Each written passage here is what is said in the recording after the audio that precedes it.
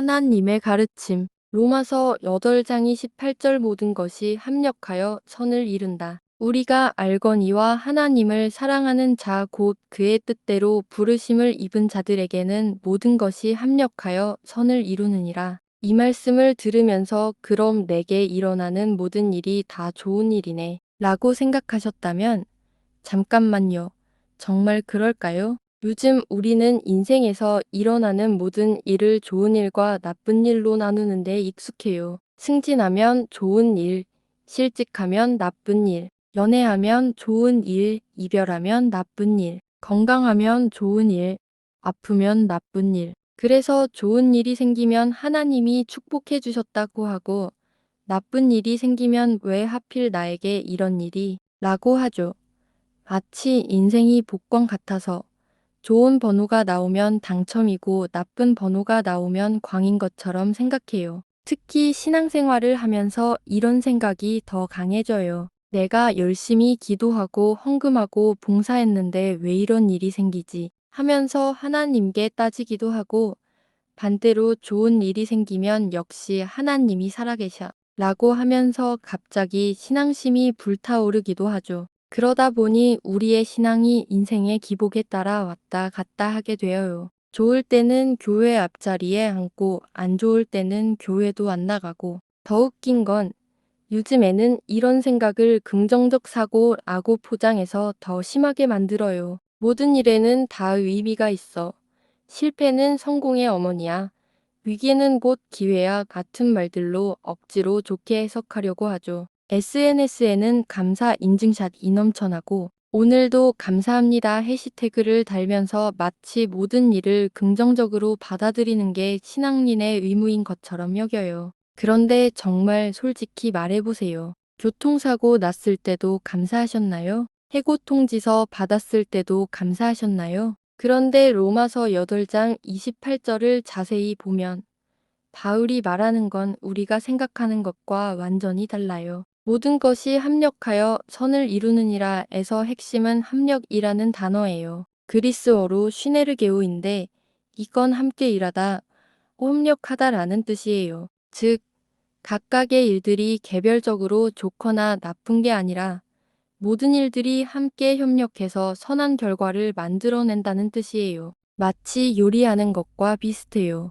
케이크를 만들 때 밀가루는 그냥 먹으면 맛없고 달걀 흰자도 그냥 먹으면 비린내 나고 베이킹소다는 아예 먹으면 안 되죠. 하지만 이 모든 재료들이 정확한 비율로 섞여서 오븐에서 구워지면 맛있는 케이크가 되어요. 각각의 재료는 완성품을 위해 필요한 역할을 하는 거죠. 우리 인생도 마찬가지예요. 성공의 경험은 우리에게 자신감을 주지만 실패의 경험은 우리에게 겸손함을 줘요. 기쁜 일들은 우리에게 감사를 가르치지만 슬픈 일들은 우리에게 공감 능력을 가르쳐줘요. 건강할 때는 활동적으로 살 수 있지만 아플 때는 진짜 소중한 게 뭔지 깨닫게 되죠. 순탄할 때는 하나님을 잊기 쉽지만 어려울 때는 하나님을 더 간절히 찾게 되어요. 바울 자신의 삶을 보세요. 그는 예수님을 믿기 전에는 열심히 그리스도인들을 핍박했어요.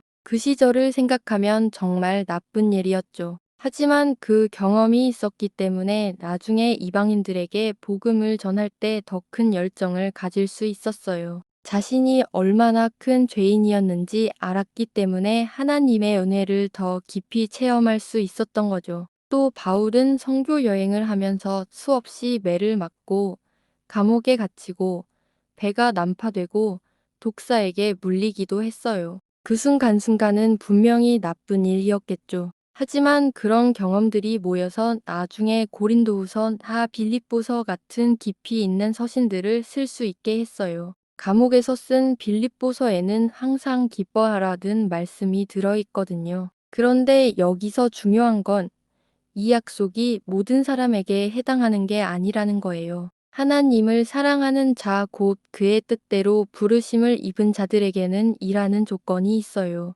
즉, 하나님과의 관계 안에 있는 사람들에게 해당하는 약속이라는 뜻이에요. 하나님을 사랑하고 하나님의 뜻을 구하며 하나님의 부르심에 응답하는 사람들 말이에요. 그럼 선을 이루는이라는 게 뭘까요? 여기서 선은 단순히 우리가 원하는 좋은 결과를 말하는 게 아니에요. 하나님이 보시기에 선한 것, 즉 하나님의 목적과 계획에 맞는 것을 의미해요. 우리가 생각하는 좋은 일과 하나님이 생각하시는 선한 일은 다를 수 있어요. 우리는 편안하고 순탄한 삶을 원하지만 하나님은 우리가 성숙하고 온전해지기를 원하시거든요. 예를 들어 취업에 실패했을 때 우리는 그것을 나쁜 일이라고 생각해요. 하지만 그 때문에 다른 길을 찾게 되고 그 길에서 진짜 하나님이 원하시는 일을 발견할 수도 있어요. 연애에 실패했을 때도 마찬가지예요.